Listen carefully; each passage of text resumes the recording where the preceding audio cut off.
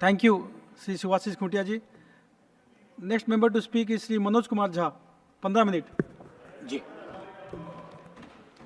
शुक्रिया vice chairman साहब, शुक्रिया तमाम सदस्यों का जो नए चुन के आए हैं, शुक्रिया इस मैंडेट का भी जिसने दोनों पक्षों को एक संदेश दिया है। सबका शुक्रिया अदा करते हुए मैं सबसे पहली चीज़ कहूँगा कि महामहिम के एड्रेस को अंग्रेजी में कहते हैं एड्रेस और हिंदी में कहते हैं अभिभाषण। मैंने बीते वीकेंड पर काफ़ी सर्च किया कि अभी उपसर्ग लगाने के पीछे मंशा क्या होगी, तो जितने मुझे तत्व मिले उससे ये लगा कि कोई बहुत बड़ी चीज़ होती है। मुझे स्मरण हुआ लोकसभा में प्रोफेसर हिरेन मुखर्जी थे, वो कहा करते थे कि अभिभाषण यानी प्रेसिडेंशियल एड्रेस पक्ष और विपक्ष को मिलकर लिखना चाहिए। पक्ष सिर्फ अगर लिखता है, या उस वक्त कह रहे थे हिरेन मुखर्जी, तो कोशिश ये होती है कि दृष्टिहीनों को चश्मा पकड़ा दिया जाए। हमारी कोशिश वो नहीं होनी चाहिए। मैंने पिछली दफा भी कहा था, अब कब ये बदलाव होगा मैं नहीं जानता, लेकिन इस मैंडेट को मैं सबसे पहले बोलूंगा, उसके बाद बिंदुवार कुछ चीजों पर पैरा दर पैरा जो अभिभाषण के संदर्भ थे। शुक्रिया बहुत बहुत। तो वाइस चेयरमैन साहब, मैं उन बातों का बहुत जिक्र नहीं करूंगा जो उनकी बातों में शुमार नहीं थी। अब ये मैंडेट की बहुत चर्चा हो रही है, मैं नहीं जाना चाहता हूं। किसी ने कहा अब की बार फलाना पार चिलाना पार, हमने ये कहा, लेकिन मैंडेट दोनों के लिए एक बात कहता है। उधर मैंडेट कहता है कि मैं मेरा मुझको की सीमा होती है, आत्ममुग्धता की सीमा होती है, व्यक्ति केंद्रित विमर्श की सीमा होती है, लोकतंत्र में सामूहिकता बहाल होनी चाहिए। और हमारे लिए संदेश है कि आपने जो कुछ किया शायद इनफ नहीं था। अगर हम किताब संविधान के हाथ में ले रहे हैं तो इसके पन्ना दर पन्ना, सफा दर सफा, हरफ दर हरफ हमको जीना पड़ेगा, लोगों को भरोसा दिलाना पड़ेगा। लेकिन हाँ, इस मैंडेट की कुछ खूबसूरत चीजें बता रहा हूं। लोकतंत्र में सामूहिकता बहाल हुई। मैंने बीते 10 वर्ष से कान तरस गए थे एनडीए सुनने को। बीते 1 महीना में इतनी बार एनडीए सुना, दिल को बहुत सुकून हुआ। यकीन मानिए, विपक्ष में है, शत्रु नहीं है, लेकिन व्यक्ति केंद्रित विमर्श से यह मैंडेट आपको भी बाहर ले आया, वो बेहद आवश्यक था। दूसरी चीज कहूंगा हल्के लाइटर टोन में, अचानक मुझे लग रहा है कि हमारे प्रिय रक्षा मंत्री जी की जबरदस्त वापसी हुई है। हर मोर्चे पे वो हैं, इससे बात करनी है तो रक्षा मंत्री जी, उससे बात करनी है तो रक्षा मंत्री जी। ये सुखद संकेत है, ये सुखद संकेत है इस लोकतंत्र के लिए। अब माननीय वाइस चेयरमैन साहब, मेरा ये कहना है कि नीट को लेकर के बहुत बात हुई, नहीं बोलूंगा। मैं अलहदा आदमी था जब एनटीए बन रहा था, उस समय वेंकैया नायडू जी थे वहां। मैंने 0 आवर में 3 बार कहा कि इस देश को इस तरह की व्यवस्था परेशान करेगी, ये बीमारी नहीं पालनी चाहिए। 1 नेशन 1 फलाना, 1 नेशन 1 टिमकाना, 1 नेशन 1 चिल्लाना। काहे को भैया, कहीं ऐसी स्थिति नहीं हो जाए कि 1 नेशन 1 ठेकेदार, 1 नेशन 1 कॉन्ट्रैक्टर पूरी तरह हुआ नहीं है संजय भाई, होने की संभावना है। अब अभी मैं इसलिए कह रहा हूं कि लोग कहते हैं कि राजनीति मत करो इस पर। मैं पूछना चाहूं कि लोगों की पीड़ा परेशानी, 25-30 लाख युवाओं के सपने तहस नहस हो जाएं, आप विपक्ष से क्या उम्मीद करते हैं? आपकी ऑर्केस्ट्रा में शामिल होकर कहे साहब तेरे सुबह की जय, साहब तेरे शाम की जय। ना, विपक्ष को अपना काम करने दीजिए। अगर आपने ईमानदारी से एनटीए का मूल्यांकन किया होता, आपने क्लीन चिट पहले दिन ना दी होती हड़बड़ी में, आज ये नतीजे ना होते। एक वर्धा विश्वविद्यालय है, मैं आपके माध्यम से कहूं, हमारे माननीय हेल्थ मिनिस्टर और लीडर ऑफ द हाउस है यहाँ, सर वर्धा यूनिवर्सिटी में बहुत बड़ा फर्जीवाड़ा चल रहा है, जांच करवाइएगा। आप पावरफुल लोग हैं, हमारे पास पावर नहीं है, हम आपसे आग्रह कर सकते हैं। यह आग्रह कर रहा हूं महात्मा गांधी के नाम पर। वो विश्वविद्यालय हो रहा था और गांधी जी के लिए जो चीज त्याज्य थी वो सारी चीजें उस विश्वविद्यालय में हो रही हैं। परसों टेस्ट में क्या हुआ, ये सब चीजें हमें चिंता देनी चाहिए। अरे आज आप सत्ता में हैं, कल को हम सत्ता में होंगे, लेकिन अगर देश के सरोकार ही रुग्णावस्था में चले जाएंगे, बीमार पड़ जाएंगे, तो फिर क्या बात, फिर कौन सी राजनीति, फिर कौन सी समाज नीति। युवाओं के रोजगार पर मैं ज्यादा नहीं बोलना चाहता, बहुत लोग बोले हैं। बिहार से आ रहा हूं सर, पूरे चुनाव बिहार में था। बिहार में हमें भले सीट कम आई हो, लेकिन बिहार के युवा से किसी भी जाति का हो, पूछिए नौकरी, नौकरी मतलब तेजस्वी। हमने मयार बदला, वहां चिंतन बदल दी, धारा बदल दी। अब आपकी मर्जी है, कुछ भी कहिए, आप लोग तो जज भी हैं, इन्वेस्टिगेटिव एजेंसी है। मैं हाथ जोड़ के विनती करता हूं, जितनी गालियां मुझको देनी है अपने भाषण में दे लीजिएगा, खूब दीजिए गाली। आदी हो गए हम गाली सुनने के, फिर सुन लेंगे आपसे गाली, लेकिन कुछ बातें रखने दीजिए। NIOS DLED का मसला है, आप ही ने बनाया, आप ही ने उसको डिलेजिटिमाइज कर दिया। भटक रहे हैं हजारों बच्चे, शिक्षा प्रेरक का वही हाल है। तो मैं ये कहना चाहता हूं कि देश में बहुत बुरा हुआ चुनाव के दौर में, भैंस, मंगलसूत्र, मुजरा, टोटी तोड़ ले जाएगा, बिजली काट देगा। सर परेशान हुए हम लोग। मैं चुनाव देख रहा था बैकरूम से, कंप्लेन कर रहा था इलेक्शन कमीशन को, जिसको दाद दी गई है अभिभाषण में।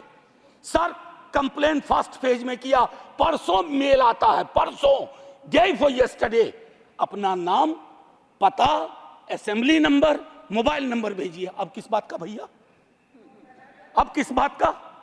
ये व्यवस्थाएं हैं।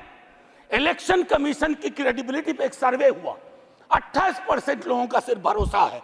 इससे ज्यादा भरोसा तो पंचायत वेब सीरीज में फुलेरा के ग्राम प्रधान का है। लोगों को यह सोचना चाहिए। मैं sir mathematical length of tenure के आधार पर नेहरू बनाने की कोशिश हो रही है।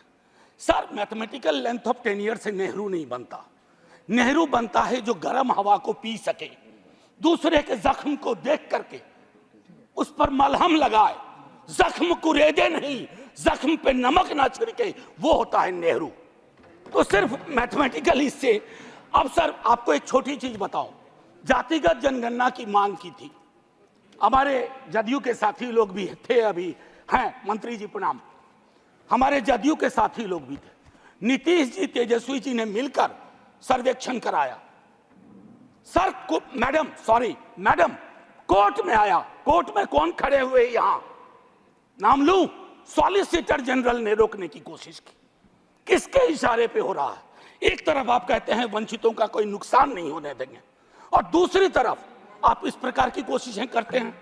आज बिहार की सबसे बड़ी मांग है कि सर्वेक्षण के बाद जो आरक्षण का आधार बढ़ाया गया उसको 9वीं अनुसूची में डालिए। अभी पटना उच्च न्यायालय का एक निर्णय आया है, हम इंतजार करते रहे हैं सरकार से, बिहार की सरकार से कि वो चैलेंज करे इसको, नहीं तो राष्ट्रीय जनता दल पिटीशन लेके जाएगा सुप्रीम कोर्ट। सर आप बोल दीजिएगा, अभी तक गई नहीं है, मुझे भी जानकारी है सर, बहुत फॉलो करता हूं क्लोजली, बहुत क्लोजली फॉलो करता हूं। सर अभी महामहिम ने मेजॉरिटी की बात की, मैं उस पर शुरू में बोल चुका हूं। लेजिस्लेटिव मेजॉरिटी को हमेशा मॉरल मेजॉरिटी के सापेक्ष रखना होगा, मॉरल मेजॉरिटी के सापेक्ष। अगर आप मॉरल मेजॉरिटी से नहीं चलाते हैं तो लेजिस्लेटिव मेजॉरिटी जिस दिन साइकिल पे तीर सवार हुआ ना, ये उड़ जाएगा। साइकिल चुनाव चिन्ह है टीडीपी का, और तीर हमारे रामनाथ भाई का, जनता दल यूनाइटेड का। एनीवे सो भाजपा का देखिए, कभी कभी मैंडेट कितना खूबसूरत काम करता है। हम बचपने से बीजेपी को मैं फॉलो कर रहा हूं, सारी पार्टीज को करता हूं, बीजेपी को भी कर रहा हूं। बीजेपी का संकल्प पत्र हुआ करता था, इस बार वो हो गया था मोदी जी की गारंटी। इस डेमोक्रेटाइजेशन का जो मैंडेट है, इससे आपको बहुत बड़ा फायदा है। व्यक्ति के समक्ष कोई भी दल समर्पित ना हो जाए, ये मैं समझता हूं उपलब्धि आप लोगों की भी है जी। आरजेडी गारंटी नहीं लिखती है व्यक्ति की।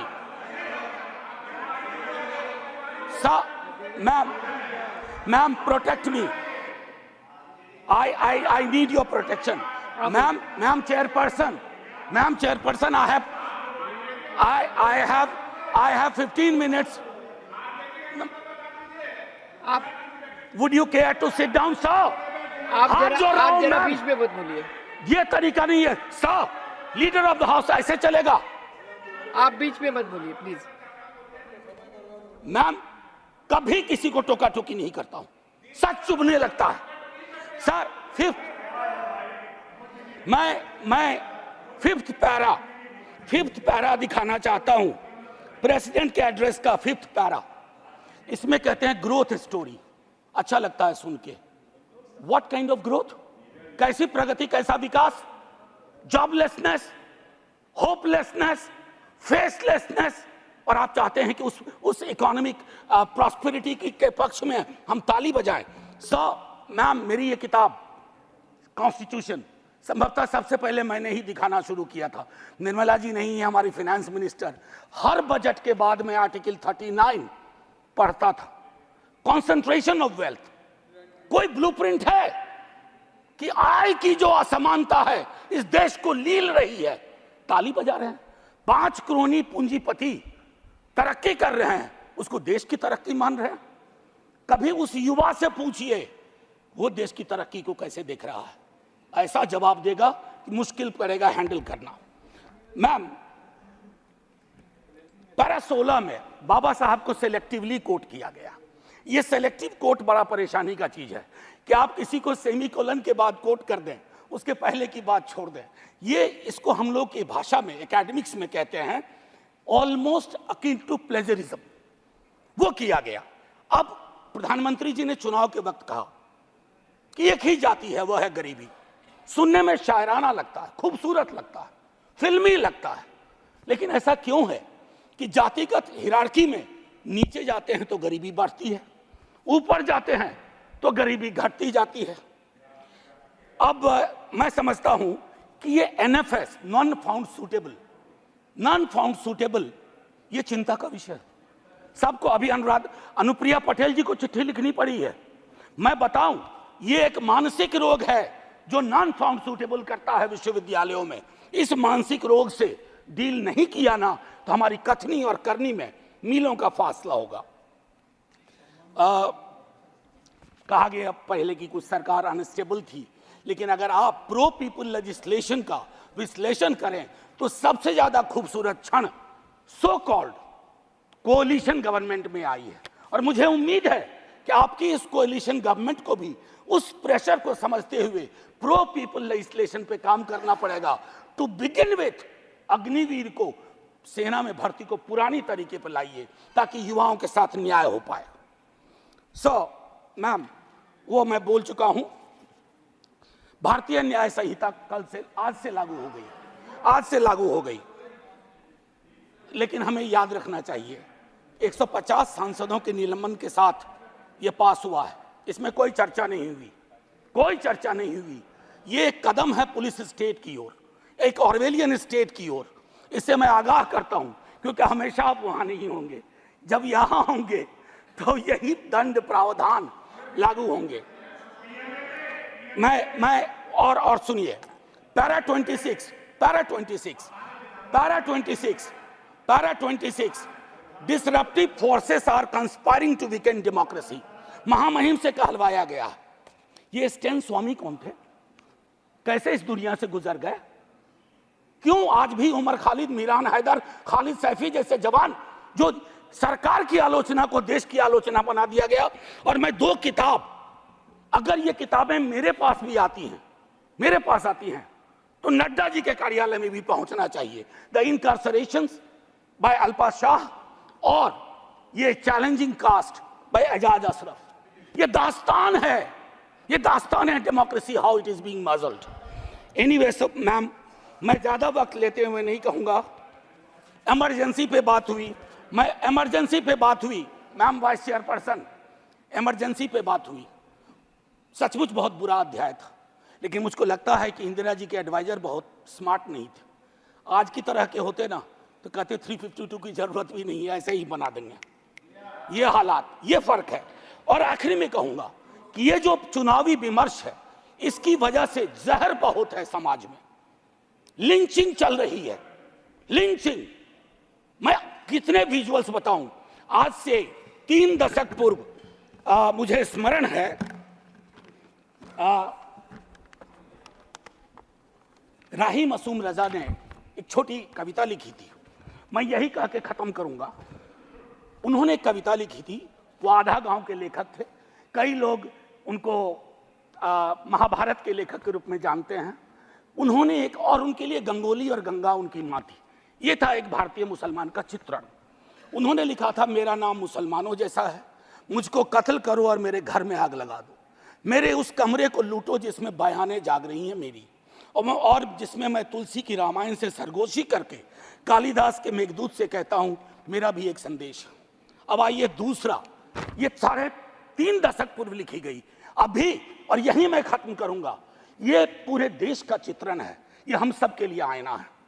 वरना मारे जाओगे, रघुवीर सहाय को याद करते हुए एक युवा कवि अदनान नाम के लिखा है।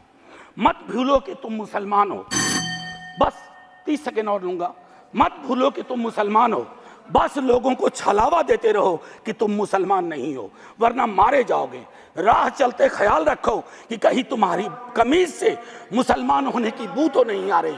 ख्याल रखो किसी से बहस करते हुए, कुछ बोलते हुए, कुछ करते हुए, यहाँ तक कि हंसते और रोते हुए भी कि कहीं तुम मुसलमान तो नहीं लग रहे हो, वरना मारे जाओगे। ये बात हमेशा याद रखो कि तुम एक मुसलमान हो और तुम मरोगे नहीं, एक दिन मारे जाओगे। विवेकहीनता, तर्कहीनता के समाज को ध्वस्त करिए। आइए हिंदुस्तान बनाइए, वो हिंदुस्तान जहां कोई फर्क ना हो, गले लग सकें। ये नहीं कि चुनावी मंच से कुछ, जमीन पे कुछ। जय हिंद मैम, जय Hind. Thank you, thank you. Shri KR Suresh Reddy.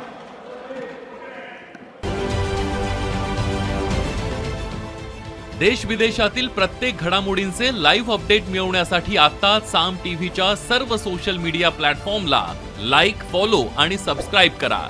तसंच सर्व नोटिफिकेशनसाठी बेल आयकॉन प्रेस करायला विसरू नका।